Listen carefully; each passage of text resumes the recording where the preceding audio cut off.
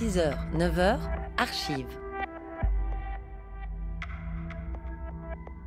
D'ordinaire, l'anticyclone des Açores se trouve environ sous cette position, ce qui amène les perturbations sur l'Europe, ce qui permet de décharger la pluie dans nos contrées. 1976. Cette année, on avait beaucoup plus au nord, environ dans cette région, si bien que les perturbations ont passé sur l'Écosse et par le Danemark en direction de la Pologne, en évitant nos régions. En 1976, le météorologue de service explique dans l'émission Horizon les raisons de la canicule qui sévit cet été-là et surtout de la sécheresse qui touche de manière dramatique les agriculteurs, notamment dans le pied du Jura. De quoi relativiser peut-être la situation actuelle après l'alerte canicule de cette fin juin 2017 émise par Météo Suisse. 1976 donc, mais aussi 1983 et surtout 2003. La température de 41,5 degrés est mesurée dans les Grisons. À Loèche, un gigantesque incendie se déclare le 13 août. C'est ici, au-dessus de Loècheville, au lieu-dit de Sankt Barbara, que le feu s'est sans doute déclaré. La cause pourrait être un mégot de cigarette.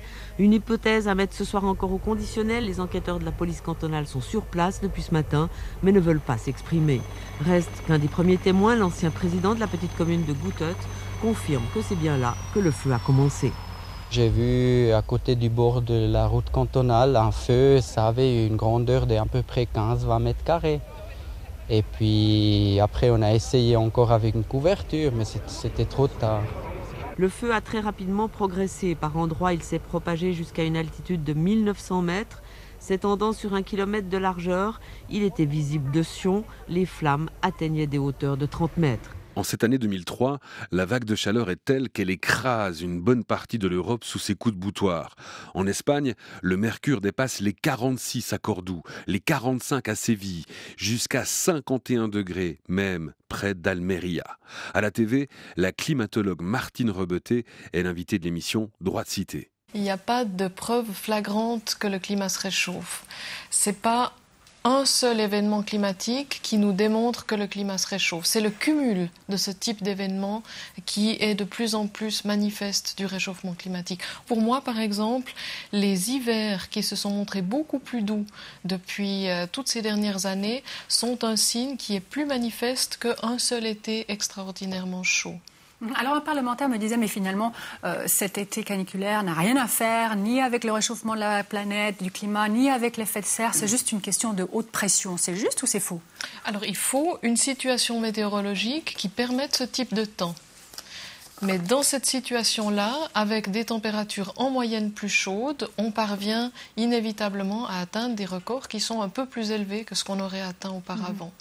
Par ailleurs, le changement climatique est en train de modifier la circulation générale sur la planète. Et ça, c'est quelque chose qu'on maîtrise encore pas très bien, mais on se rend compte qu'on a davantage de situations de haute pression. Ça entraîne davantage de situations de sécheresse et beaucoup plus aussi de situations où on a de très très fortes précipitations en automne ou en hiver avec les conséquences que l'on sait. Il faudra attendre le 13 août 2003 pour voir les thermomètres calmer leurs ardeurs. Au TJ, Darius Rochebin s'affiche en véritable libérateur.